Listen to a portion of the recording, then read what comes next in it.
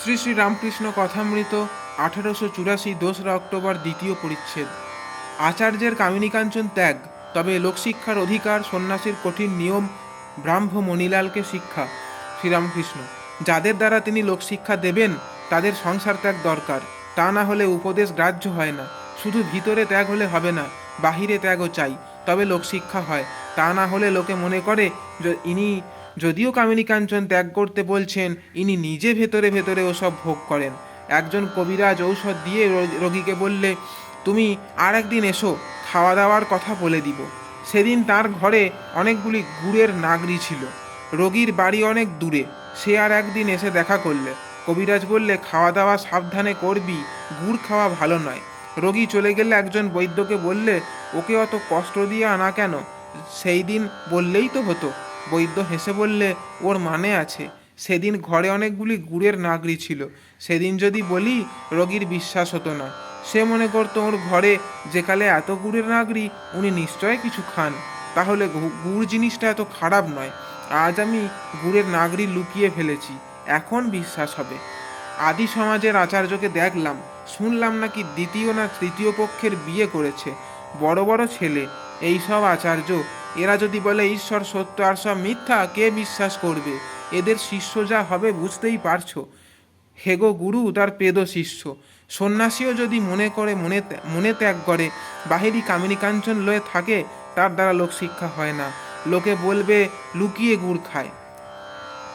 সিঁথির মহেন্দ্র কবিরাজ রামলালের কাছে 5টা টাকা নিয়ে গিয়েছিল, আমি জানতে পারি নাই। রামলাল বললে পর আমি জিজ্ঞাসা করলাম কাকে দিয়েছে, সে বললে এখানকার জন্য। আমি প্রথমটা ভাবলুম দুধের দেনা আছে না হয়, সেইটা শোধ দেওয়া যাবে। ও মা, খানিক রাত্রে ধর্মর করে উঠে পড়েছি, বুকে যেন বিল্লি আঁচড়াচ্ছে। রামলালকে তখন গিয়ে আবার জিজ্ঞাসা করলুম, তোর খুড়িকে কি দিয়েছে? সে বললে না। তখন তাকে বললাম, তুই এক্ষুনি ফিরিয়ে দিয়ে আয়। রামলাল তার পরদিন টাকা ফিরিয়ে দিলে। সন্ন্যাসীর পক্ষে টাকা লওয়া বা লোভে আসক্ত হওয়া কিরূপ জানো? যেমন ব্রাহ্মণের বিধবা অনেক কাল হবিষ্যি খেয়ে ব্রহ্মচর্য করে বাগদি উপপত্তি করেছিল। সকলে স্তম্ভিত। ওদেশে ভোগী তেলির অনেক শিষ্য সামন্ত হলো। শূদ্রকে সবাই প্রণাম করে দেখে জমিদার একটা দুষ্ট লোক লাগিয়ে দিলে, সে তার ধর্ম নষ্ট করে দিলে, সাধন ভজন সব মাটি হয়ে গেল। পতিত সন্ন্যাসী সেইরূপ। তোমরা সংসারে আছো, তোমাদের সৎসঙ্গ সাধুসঙ্গ দরকার। আগে সাধুসঙ্গ, তারপর শ্রদ্ধা। সাধুরা যদি তার নাম গুণকীর্তন না করে, তাহলে কেমন করে লোকের ঈশ্বরে শ্রদ্ধা বিশ্বাস ভক্তি হবে? 3 পুরুষে আমির জানলে তবে তো লোকে মানবে। মাস্টারের প্রতি জ্ঞান হলেও সর্বদা অনুশীলন চাই। ন্যাংটা বলতো, ঘটি একদিন মাজলে কি হবে, ফেলে রাখলে আবার কলঙ্ক পড়বে। তোমার বাড়িটায় একবার যেতে হবে, তোমার আড্ডাটা জানা থাকলে সেখানে আরও ভক্তদের সঙ্গে দেখা হবে। ঈশানের কাছে একবার যাবে। মণিলালের প্রতি কেশব সেনের মা এসেছিল, তাদের বাড়ির ছোকরারা হরিনাম করলে, সে তাদের প্রদক্ষিণ করে হাততালি দিতে লাগলো। দেখলাম শোকে কাতর হয় নাই। এখানে এসে একাদশী করলে, মালাটি লয়ে জপ করে, বেশ ভক্তি দেখলাম। মণিলাল কেশববাবুর পিতামহ রামকমল সেন ভক্ত ছিলেন, তুলসী কাননের মধ্যে বসে নাম করতেন। কেশবের বাপ প্যারীমোহনও ভক্ত বৈষ্ণব ছিলেন।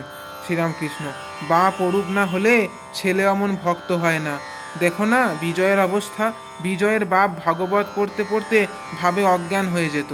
বিজয় মাঝে মাঝে হরি হরি বলে ওঠে পড়ে।